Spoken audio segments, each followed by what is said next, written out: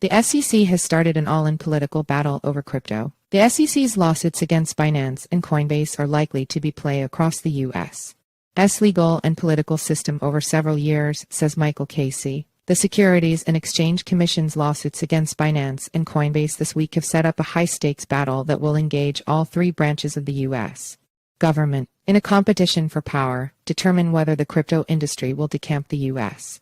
for good and define the future of digital money. The SEC's aggressive actions against Binance, the world's biggest crypto exchange, and Coinbase, the biggest in the U.S., are a big flex, one that reveals the agency's extraordinary discretionary power in saying we don't need more digital currency. In interviews following the announcements, SEC Chairman Gary Gensler suggested he truly does want to destroy the crypto industry. You're reading Money Reimagined, a weekly look at the technological, economic, and social events and trends that are redefining our relationship with money and transforming the global financial system. Subscribe to get the full newsletter here by throwing the book at Binance, a thoroughly international company, and its high-profile CEO, Changpeng Zhao, with a suit that, among other claims, alleges that it offered unregistered securities and commingled customer funds. The SEC has sought to demonstrate that its reach extends beyond U.S.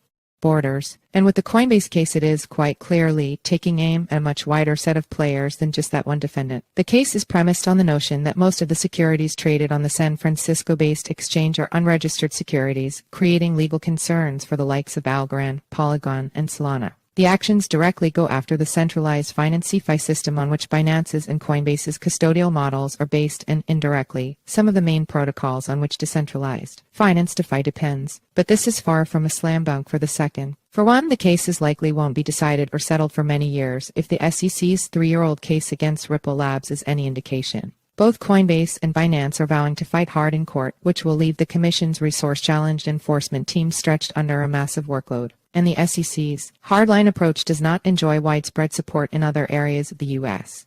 government. The timing of these actions being what it is, the agency is almost willing other bases of power to come after it. Other branches of government, other ideas. To start with Congress. A draft bill that will soon come before the House sets parameters for how to classify digital assets and circumscribes the SEC's powers of interpretation of crypto within existing securities law, curtailing its capacity to launch these kinds of enforcement actions. It is co-sponsored by Rep.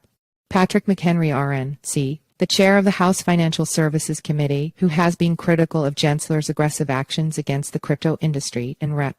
Glenn Thompson Orpaugh, the chair of the Agriculture Committee, which has jurisdiction over the Commodities Futures Trading Commission CFTC, the other big agency vying for a greater say in crypto regulation. Whether the McHenry-Thompson bill gets through a Democrat-controlled Senate and eventually makes it into law is doubtful within the current electoral term, but the proposed legislation makes for a very important talking point as the election season ramps up. That brings us to a second branch of government, the executive, within whose authority the SEC and other such agencies fall. These lawsuits will land into a presidential campaign in which the future of crypto and digital assets will, like never before, be part of the public debate. Already expressions of support for crypto have come from 3 presidential hopefuls: Robert F. Kennedy, Jr., who is challenging Biden for the Democratic nomination, Florida Governor Ron DeSantis, seen as the main challenger to former president and third-go-round candidate Donald Trump, and biotech entrepreneur Vivek Ramaswamy, another Republican contender. Trump, until now the Republican frontrunner, has himself used non-fungible tokens as fundraising vehicles, though his pronouncements on crypto have been all over the shop.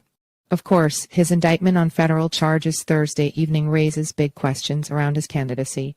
Whether or not Biden retains the presidency, this level of attention on the industry will help shape the politics of how a future SEC deals with these cases. Then there's the Supreme Court, which last month scaled back the Environmental Protection Agency's power to enforce rules on landowners based on the Clean Water Act. What does this have to do with the SEC and crypto? Conservatives, who now control the court, see the EPA as just the first regulatory agency whose authority needs to be clipped. A more sweeping attack on executive agencies is coming, and the SEC is likely to be a target. In other words, a perfect political storm is brewing that makes the outcome of this current war on crypto hard to predict. What next? The multi-front nature of this fight also raises the stakes in that outcome, even if we have to wait years to see it. If the Gensler strategy of all-out attack wins, it could be the de facto death knell for crypto in the U.S. Developers will leave en masse to set up shop in Dubai, or Bermuda, or Singapore, or France, or in any number of jurisdictions that are proactively developing regulatory guardrails for crypto innovation to occur. This is not to say certain bank-licensed stablecoin ideas or real-world asset tokenization strategies led by existing, regulated institutions and public companies won't be allowed or even encouraged in the U.S. But since these would struggle to interface with the permissionless architecture of prohibited crypto blockchains, an outdated U.S.